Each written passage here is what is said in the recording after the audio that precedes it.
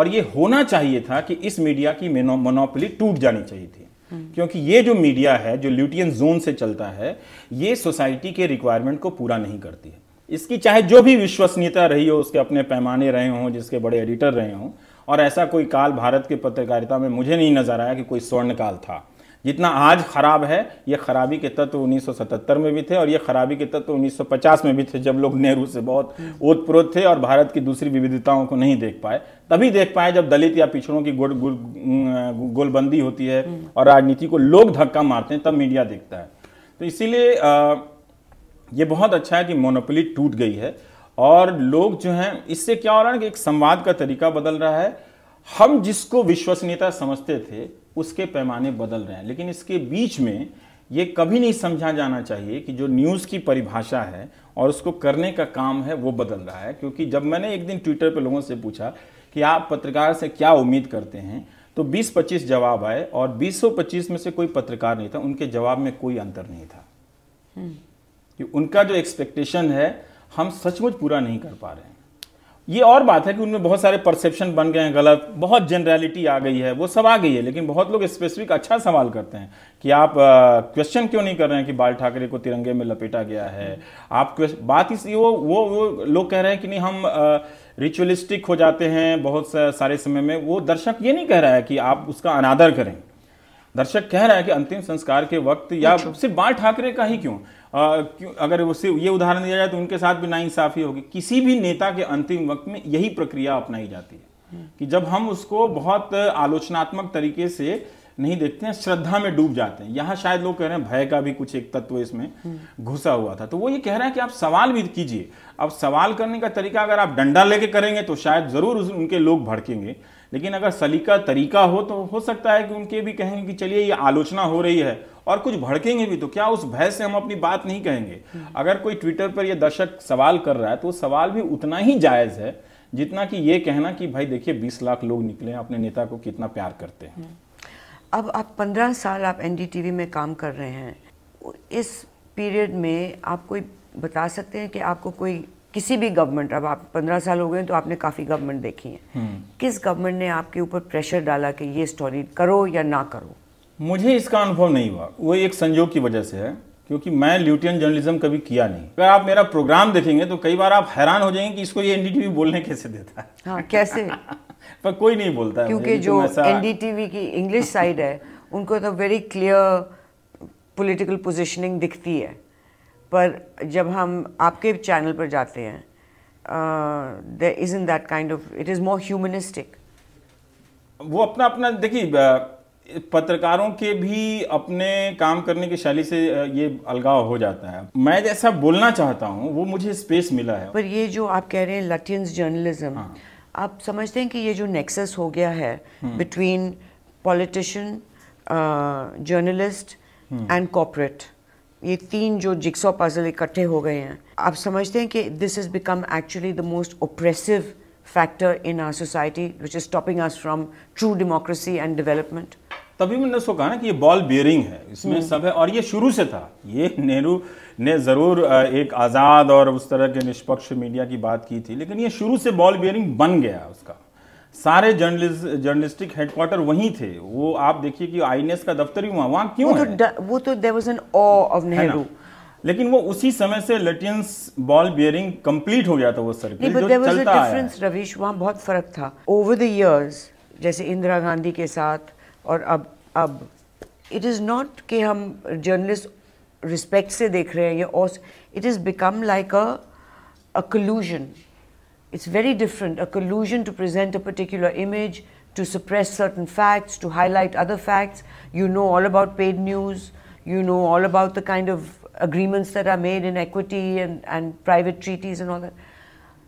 आप ये नहीं समझते कि अब जर्नलिज्म सबसे गिरी हुई जगह हो गई है?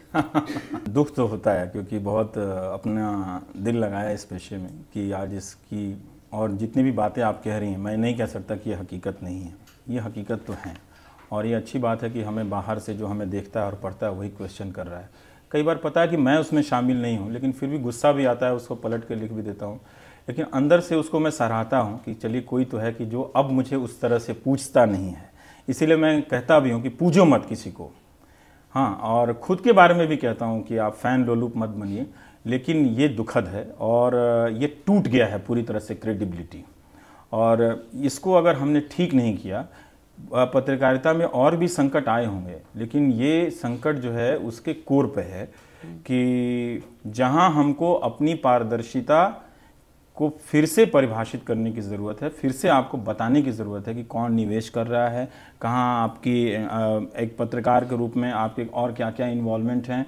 और ये सब चीज़ अब शायद बताने का वक्त आ गया है कि अब आप इसको छुपा के पर्दे के पीछे से नहीं कर सकते। ज़्यादा करेंगे तो सोशल मीडिया के ज़रिए खबरें चलते रहेंगी, और जो मेन स्ट्रीम मीडिया है वो तो खुद ही सोशल मीडिया है, सारे अखबार ट्विटर पे और उसको अलग से मीडिया डिफाइन करते हैं। सचमुच मधु जी, हमारे पेशे पहले हम लोग जाते थे ट्रेन में या कहीं भी, तो लोग इतना प्यार करते थे, लगता था कि सारा खाना हम ही को खिला देंगे, है ना।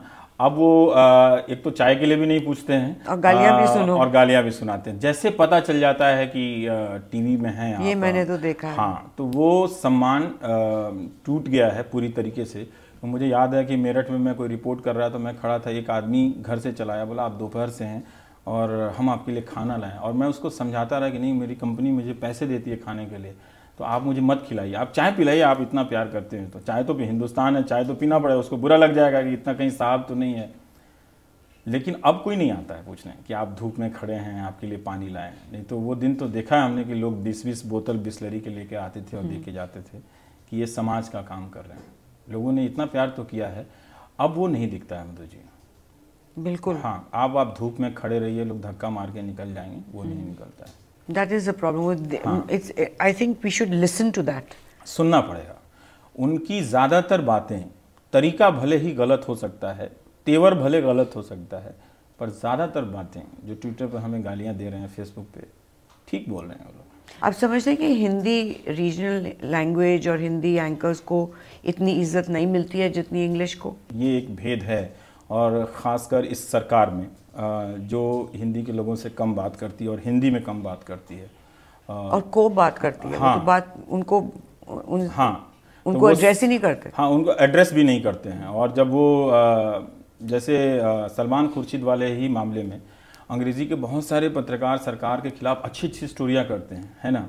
कभी सलमान ने वैसा नहीं चिल्लाया या किसी और सरकार ने वैसे नहीं चिल्लाया, लेकिन एक हिंदी वाले ने जरा सी तार छेड़ दी तो बहुत दर्द हो गया। पर ये बात है कि जो हिंदी जर्नलिस्ट है वो जवाब भी तो कटा, बिल्कुल। क्योंकि हमको वो ल्यूटियन वाला कायदा, ऐसा बात नहीं कि हमारे हिंदी जर्नलिज्म के लोग भी बहुत सेटिंगबाज हैं, बहुत सेटिंग करके उस बॉल बेयरिंग में फिट हैं, बहुत बढ़िया से चल रहे हैं वो लोग। हाँ, जो ल्यूटियन जोन है ना 3 किलोमीटर वाला, मैं तभी समझ गया था। पार्लियामेंट रिपोर्टिंग में डाला गया, मैं भाग गया। मुझे कहा ये लाल पत्थर पत्रकारिता नहीं करनी है, दौड़ दौड़ के टेप दौड़ाओ। अब मुझे लाइफ में पतला होने का कोई शौक नहीं है।